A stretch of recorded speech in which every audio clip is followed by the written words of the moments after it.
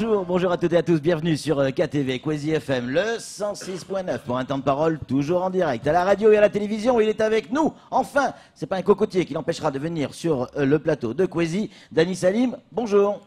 Bonjour Patrick, Kwezi Wamaore. Exactement, ravi de vous recevoir enfin sur le plateau. La dernière fois, on avait raté le rendez-vous. C'était pas votre faute, c'est la faute du vent et des cocotiers. Mais c'est la nature. C'est la nature. Et vous la connaissez bien, la nature. Dani Salim, vous êtes candidat à la présidence de la CAPAM. Évidemment, vous avez une liste avec vous. Comment ça se présente, ces élections?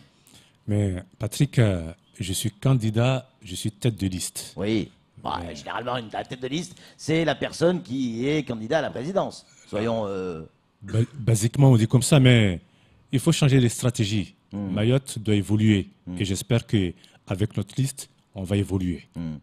Alors vous avez une liste un peu particulière, elle est composée de plein de personnalités de l'île. C'est facile de monter une liste quand on veut prendre la CAPAM, prendre au bon sens du terme.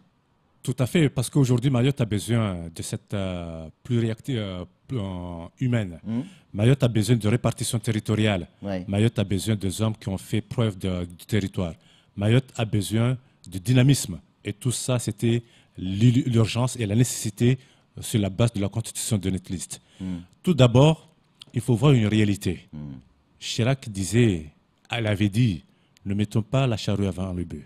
Aujourd'hui, vous voyez une population basique, monde rural, qui ne savent pas lire ni écrire, avec une élection par la voie de la correspondance. Vous voyez déjà la cacophonie. Mais ce n'est pas un problème. Parce que chaque famille, il y a des enfants qui sont à l'école, il y a des enfants qui savent lire. Les choses sont en train de changer. D'où j'ai dit il faut un changement. Après une mandature, après 2 mandatures, aujourd'hui, tout le monde a une reconnaissance. Ils peuvent tirer un bilan. Je n'ai pas à le faire. Le bilan est déjà fait, clairement. Aujourd'hui, ce que je suis en train de dire, comme je dois le dire avec mes collègues, avec mon équipe, c'est qu'on est au plus bas niveau. Mayotte, l'agriculture, toutes les institutions agricoles sont au plus bas niveau. Ça veut dire quoi au plus bas niveau? Au plus bas niveau parce que tout simplement, il n'y a pas de volonté. Vous voyez le partage là. Aujourd'hui, quand on parle des fruits et légumes, vous avez entendu les dernières infos, c'est la tomate infectée des pesticides.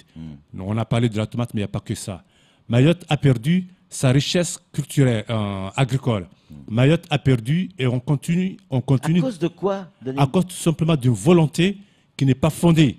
La volonté non fondée, c'est quoi? Ça veut dire tout simplement qu'il faut des hommes dignes, qui savent, qui ont fait des études, qui ont fait et qui pratiquent cette activité-là. Ouais. Des gens qui ont quand même une résonance. Cette résonance, elle est où? Ça veut dire, l'agriculture là-bas, c'est quoi? C'est produire pour nourrir le peuple.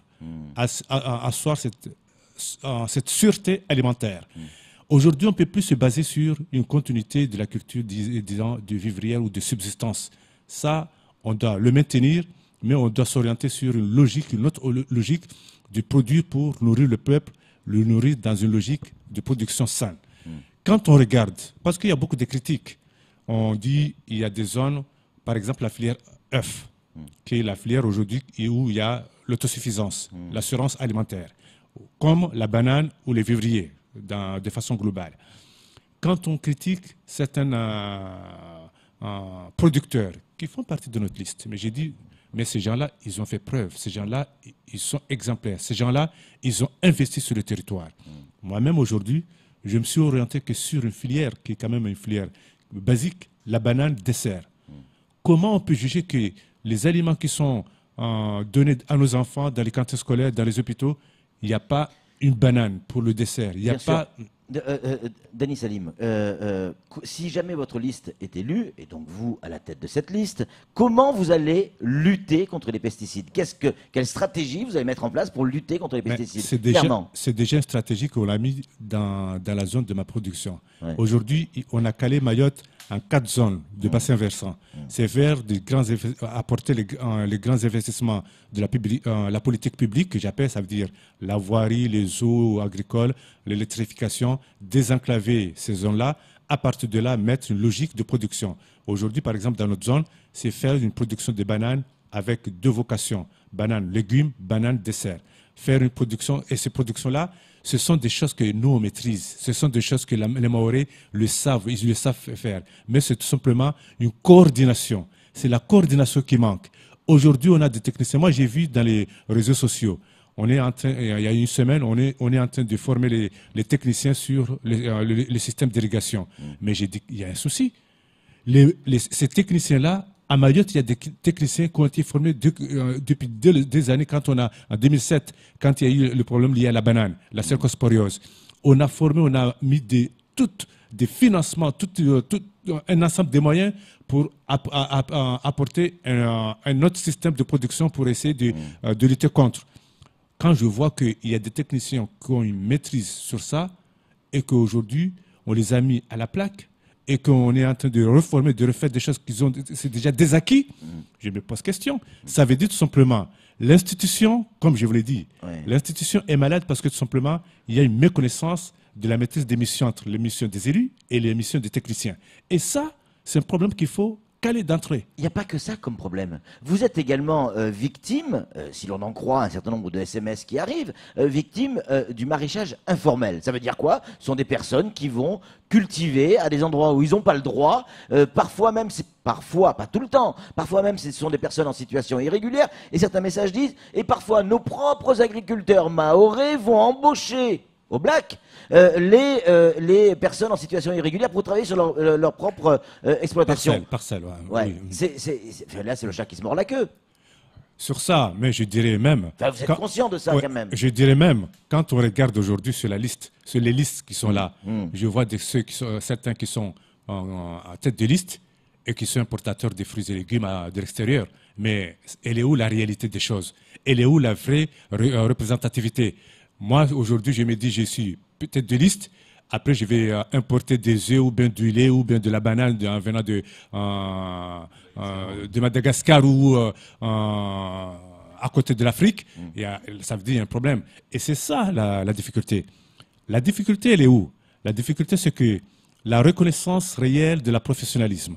C'est ça ce qui nous manque. Et souvent, quand on pose, quand on expose, quand on explique, on nous dit quoi? Mais nous, on n'a pas besoin de toi parce que tu expliques trop. Ou on n'a pas besoin Mais moi, j'invite les gens de venir voir. J'ai jamais fermé chez moi, j'ai jamais fermé certaines institutions. Même, aussi plusieurs producteurs. Moi, je donne un exemple. Mon collègue Pierre Bobet, il n'a jamais fermé son unité de production, de faire visiter les Mahorais pour qu'ils puissent venir voir et les accompagner. C'est surtout ça. Parce que la chose la plus facile, c'est quoi? C'est de voir. Et quand j'ai vu, j'ai dit, je vais essayer de faire comme Dani Salim, comme Pierre Bobet, comme Abdallah, comme telle personne. Et c'est ça ce que nous, on a besoin. Notre politique, c'est accompagner les paysans réellement avec ce qui existe ici, de les apporter une réponse rapide et rentable. Cela étant dit, la CAPAM, c'est pas que l'agriculture, c'est aussi les œufs, c'est aussi la pêche. On va en parler. Tout à fait. On va en parler dans un instant. Pour l'instant, c'est Samuel Bocher, le rédacteur en chef de France Mayotte Matin, qui a une question à vous poser, Dani Salim. Vous avez été président de la CAPAM, déjà, le premier président de la CAPAM, et vous aviez un discours de campagne, je me souviens, à l'époque, c'était « Nous devons arriver à l'autosuffisance de production et l'autosuffisance alimentaire à Mayotte ».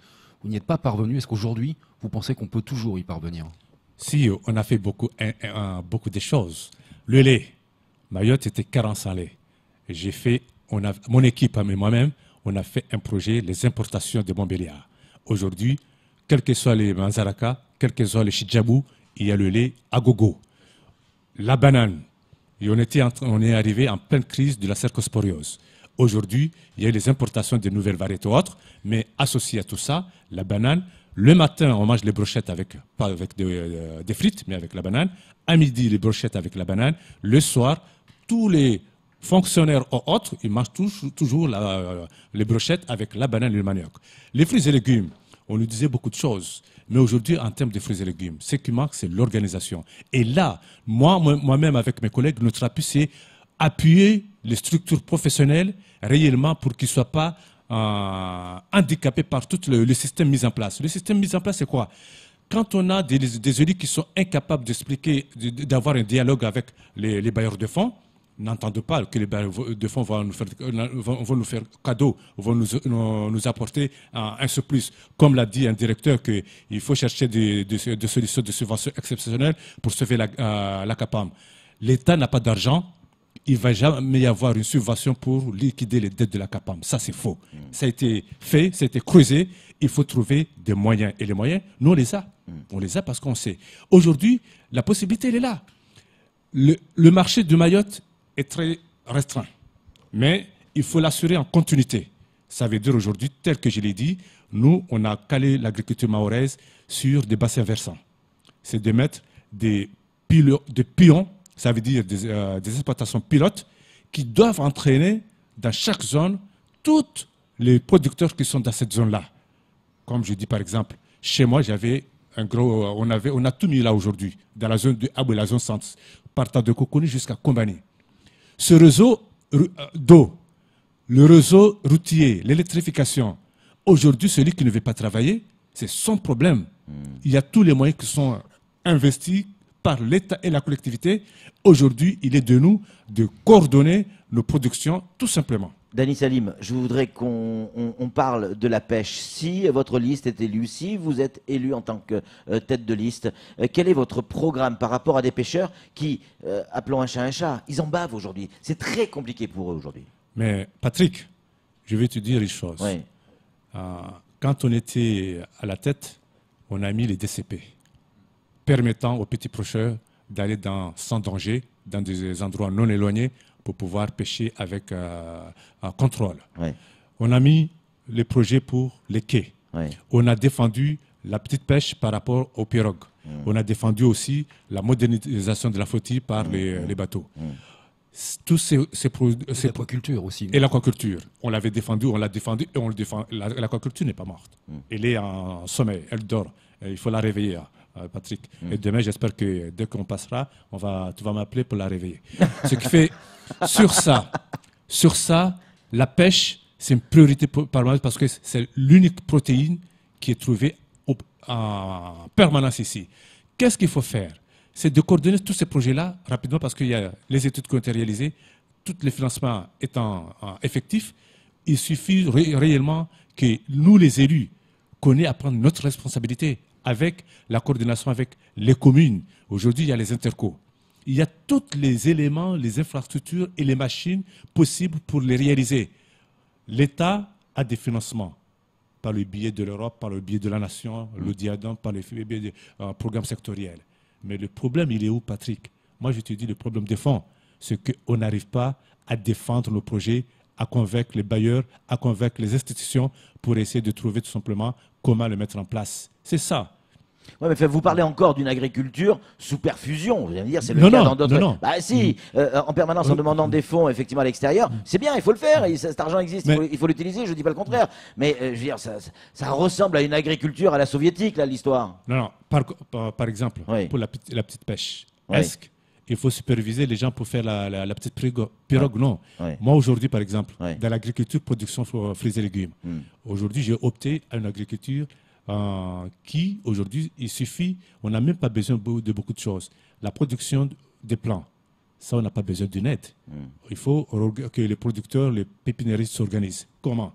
Quand on était, il faut trouver une modalité gagnant. La modalité gagnant, c'est quoi? C'est de donner la matière aux producteurs. Ça veut dire, moi, en tant que producteur des plants, je vous avance les plants. En contrepartie, il y a une coordination du suivi de cet agriculteur par les techniciens et que les premières rentabilités, par tranche de remboursement, ils peuvent se mettre en place. Et ça se fait partout en Afrique. Ça se fait partout. C'est ce que j'avais dit à l'occasion de l'intervention. J'ai dit, l'accompagnement est quelque chose de très basique, mais il doit être en continu. Quand on n'a pas parce qu'ici, par exemple, on parle beaucoup d'ingénierie. Mais l'ingénierie, elle existe ici. Ma mère, ma grand-mère est ingénieure. Quand je vois qu'on est en train de mettre par des vocabulaires, compétences, ingénierie, réglementation, mais tout ça, ma grand-mère les connaît.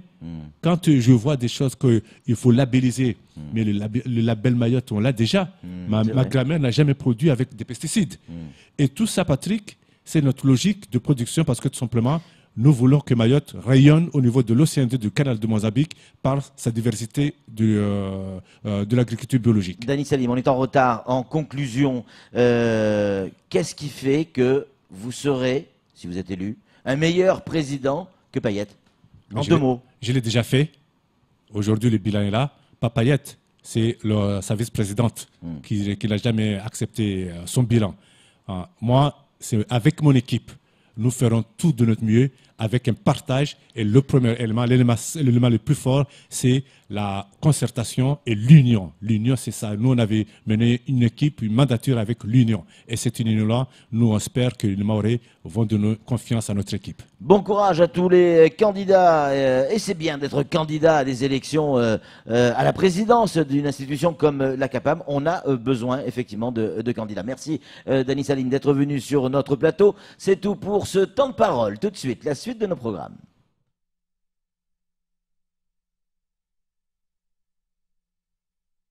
Vous y attend juste après la matinale. Numéro 1, matériaux, bois, fer, partenaire de la matinale.